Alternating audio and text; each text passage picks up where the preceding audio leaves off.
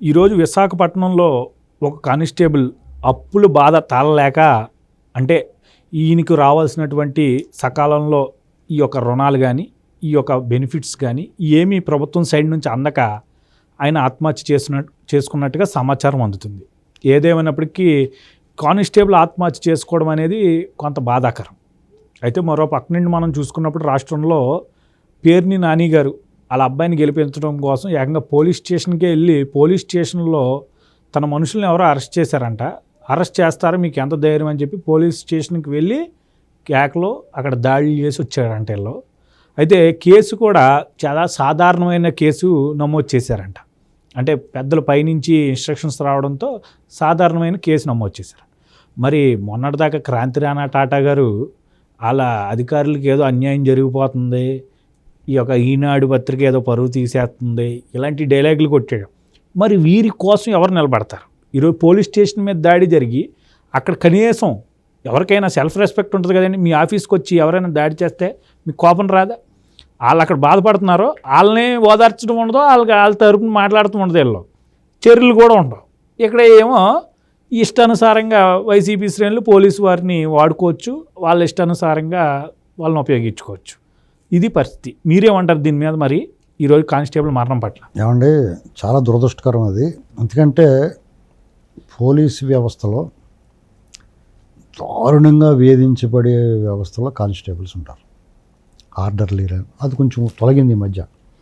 అయినా సరే బాసిజం అనేటువంటిది చాలా దుర్మార్గంగా ఉంటుంది. వాళ్ళు ఒక రకంగా బానిసలాగే చూస్తారు.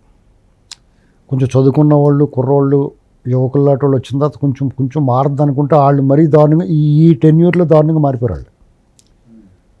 చాలామంది ఇప్పుడు ఆంధ్రప్రదేశ్ క్యాడర్లో పనిచేస్తున్న వాళ్ళు పోలీసు అధికారులు అసలు వీళ్ళు పోలీసు అధికారులా లేకపోతే ఏదైనా పార్టీ కార్యకర్తలు అన్నట్టు మారిపోయారు. వాళ్ళు చేయాల్సింది ఏంటి? వాళ్ళ దగ్గర వాళ్ళ సిబ్బంది, ఇప్పుడు వాళ్ళ సైన్యం కదా, వాళ్ళు ఎవరు లేకుండా వీళ్ళు ఏం పీకుతారు? వాళ్ళ ఆదేశం ఒక లైన్లో ఆదేశం ఇస్తే చంద్రబాబు నాయుడు గారిని కారు దిగనవద్దు అని చెప్తాడు పైనుంచి. వాడు జీడిపప్పు తింటా, కింద పాపం ఎండలో పడి ఆయన నానా ఇది చేస్తారు. మనమేమో వీళ్ళని తిడతాం. చెప్పి తాడు పైన ఉన్నవాడు. అసలు వాళ్ళ బాధలో ఒకసారి చెప్తాను వినండి. ట్రాఫిక్లో పనిచేసిన, లా అండ్ ఆర్డర్లో కానిస్టేబుల్గా పనిచేసిన, ఎస్టీఎఫ్లో పనిచేసిన, ఎస్పీఎఫ్లో పనిచేసిన, భద్రతా దళాలు ఇప్పుడు గ్రేహౌండ్స్లో పనిచేసిన, ఎక్కడ పనిచేసినా వాళ్ళకి జీవితం రిస్క్. రకరకాల వాళ్ళకి సెలవులు ఉండవు. ఎండ, వాన, వరద, తుఫాను ఇది ఏమి ఉండదు. ప్రకృతి వైపరీత్యాలు వాళ్ళే ముందు ఉండాలి. ఒక యాక్సిడెంట్ జరుగుద్ది, అర్ధరాత్రి అపరాత్రులు ఎక్కడ కాపలా కూర్చోవాలి. మనం ఏదో అనుకుంటాం డబ్బులు కక్కుతు పడుతున్నారు, లంచాలు తీసుకుంటున్నారు అంటాం. కానీ వాళ్ళ బాధ వర్ణనాతీతం అండి. మీకు వాళ్ళు ఈ ఎలక్షన్ డ్యూటీలు, ఈ బోకేదవులు అందరికీ సెక్యూరిటీ కింద పంపిస్తారు. కొంతమందిని మంచి వాళ్ళకి నిజంగా భద్రత అవసరమైన వాళ్ళకి పంపించినా పర్లేదు. కంగనా రనౌత్ లాంటి వాళ్ళు కూడా చేయాల్సి వస్తుంది వాళ్ళు. ఇలాంటి పరిస్థితులు ఉంటాయి. ఆ పరిస్థితులు ఉన్నప్పుడు అసలు వాళ్ళు నరకం చూస్తారండి. ఆ ఎండ వాన వాళ్ళకి కుదరదు.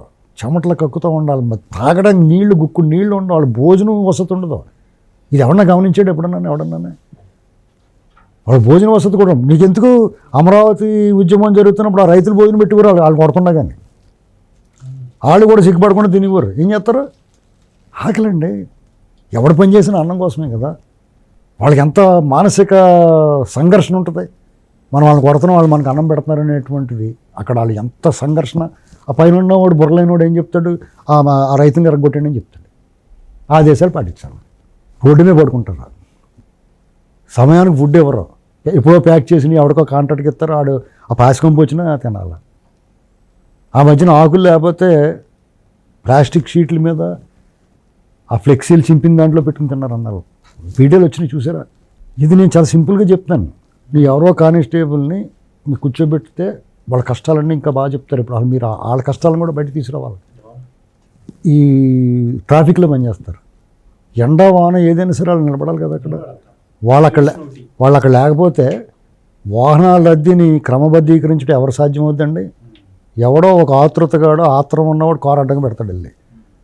ఎంత ఈ జ్ఞానహీనులు ఉంటారండి, ఎంత ఇల్లిటరేట్ ఫీలియర్స్ ఉంటారంటే, ఎంత బాధ్యత లేని వాళ్ళు ఉంటారంటే ఫ్రీ లెఫ్ట్ కట్టంగా పెడతాడు కారు తీసుకెళ్ళి, లేకపోతే బండి నిలబడతాడు.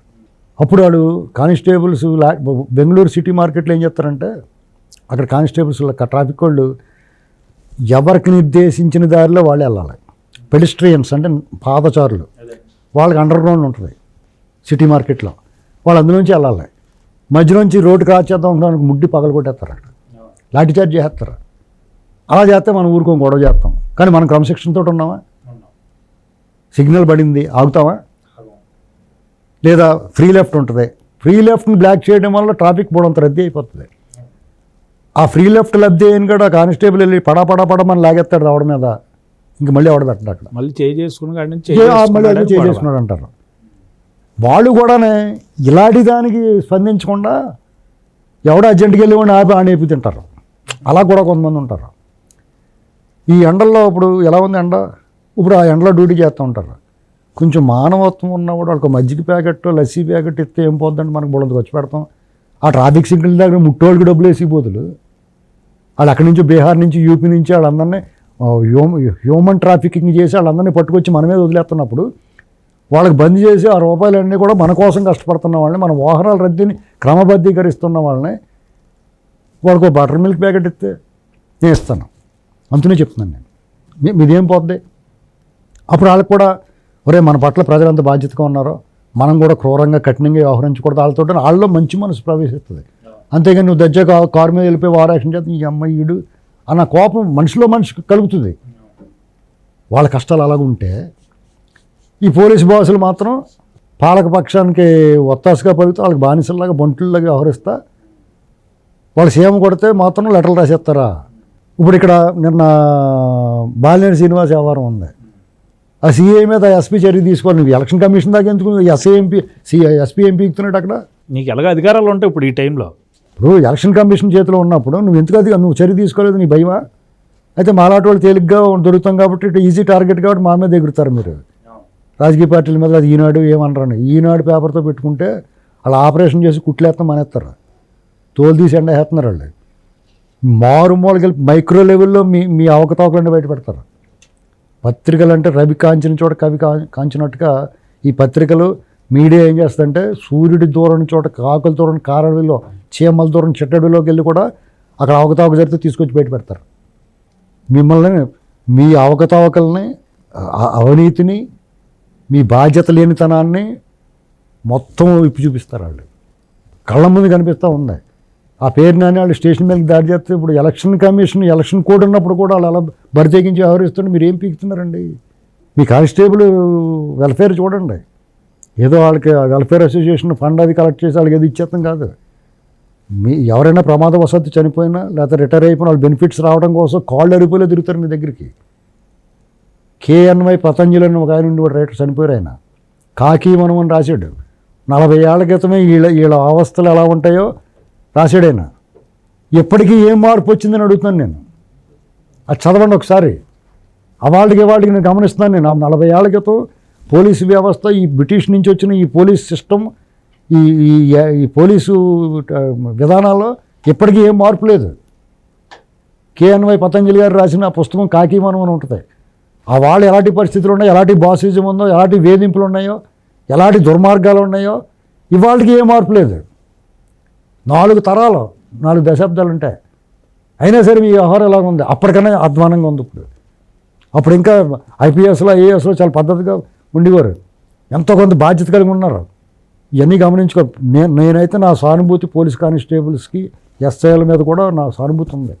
ఎందుకంటే వాళ్ళు నిస్సహాయంగా చూస్తారు. పైనుంచి వచ్చిన ఆదేశాలను అమలు చేయలేక, అమలు చేయకుండా ఉండలేక వాళ్ళు నలిగిపోతూ ఉంటారు. వాళ్ళ కళ్ళ ముందు అన్యాయం జరుగుతుందని తెలుస్తుంది. ఇది గమనించుకోవాలి. అధికారులు మీ అసోసియేషన్ పెట్టడం మీసాల మేలేస్తాం కాదు.